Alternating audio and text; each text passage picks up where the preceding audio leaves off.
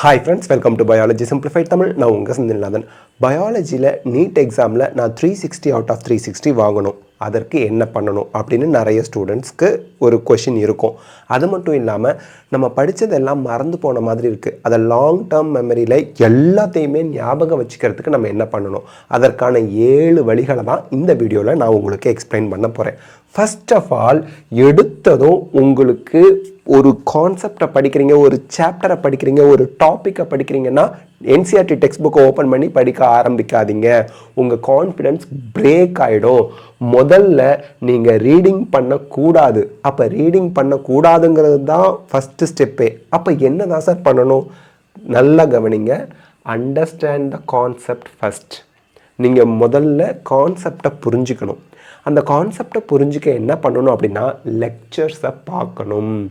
கிளாஸில் உங்களுக்கு டீச்சர் நடத்தி இருக்கணும், அல்லது யூடியூப்லையோ அல்லது ஏதோ ஒரு ஆப்பில் நீங்கள் ஜாயின் பண்ணியிருக்கீங்கன்னு வச்சிங்களேன், அந்த ஆப்லையோ அந்த கிளாஸை கவனிங்க. அந்த சாப்டரோ அந்த டாப்பிக்கோ ஃபஸ்ட்டு டைம் டைரெக்டாக புக்குக்கு போகாமல் அந்த டாப்பிக்கை அவங்க எப்படி எக்ஸ்பிளைன் பண்ணுறாங்க, அந்த சாப்டரில் இருக்கக்கூடிய விஷயங்களை எப்படி அவங்க நமக்கு புரிய வைக்கிறாங்க அப்படின்றத கவனிக்கணும். That is very important.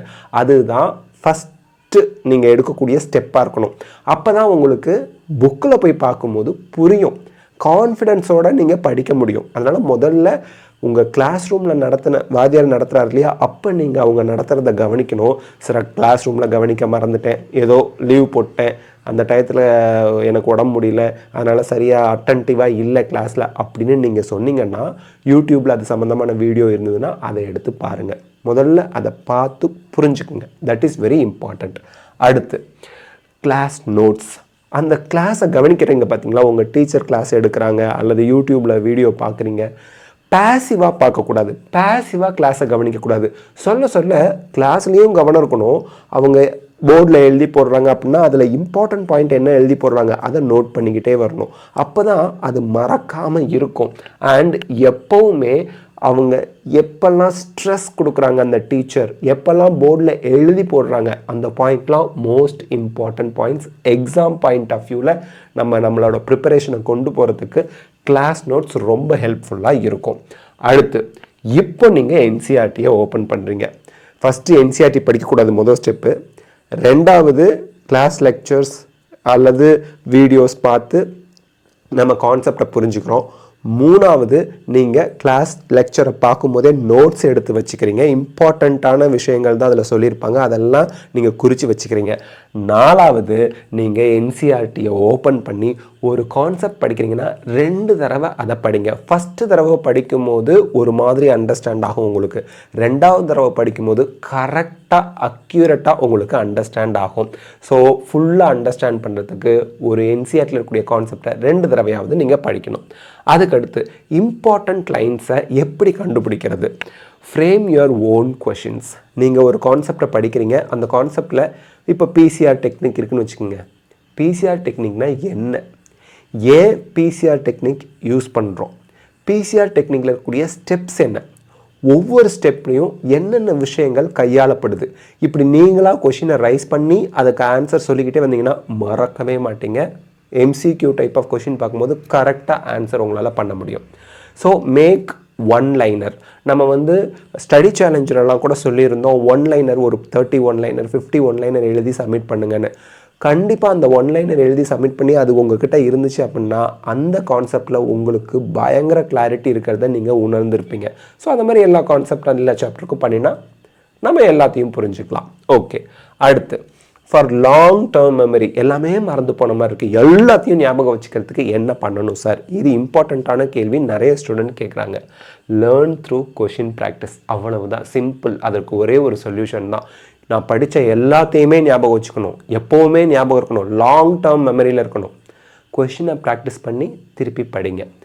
நான் கிளாஸ் லெக்சர் கவனித்தேன், கிளாஸ் நோட்ஸ் எடுத்தேன், என்சிஆர்டி 2 தடவை படிச்சுட்டேன், கொஷினை ஃப்ரேம் பண்ணேன், இம்பார்ட்டண்ட் லைன்ஸை நோட் பண்ணேன், கொஷின்ஸை ப்ராக்டிஸ் பண்ணுறீங்க அப்படின்ற ஒரு ஸ்டெப்புக்கு வரும்போது தான் இது எல்லாமே ரொம்ப ஹெல்ப்ஃபுல்லாக மாறும். லாங் டேர்ம் மெமரியில் எல்லாம் போய் உட்காரும். ரிவிஷன் பண்ணும்போது கான்ஃபிடென்ட்டாக ரிவிஷன் பண்ண முடியும்.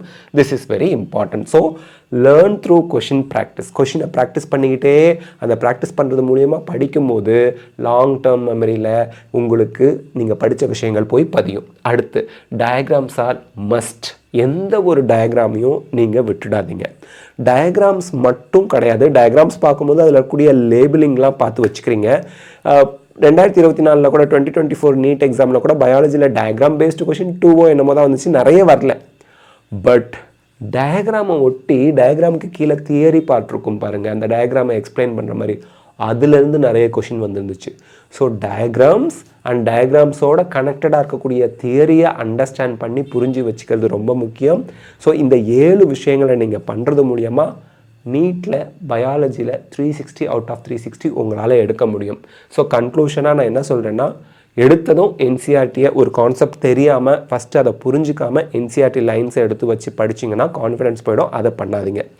ரெண்டாவது, கிளாஸை கவனிங்க. ஆஃப்லைனோ ஆன்லைனோ அந்த எந்த கான்செப்டை படிக்க போகிறோமோ அது சம்மந்தமான வீடியோவை பார்த்துருங்க.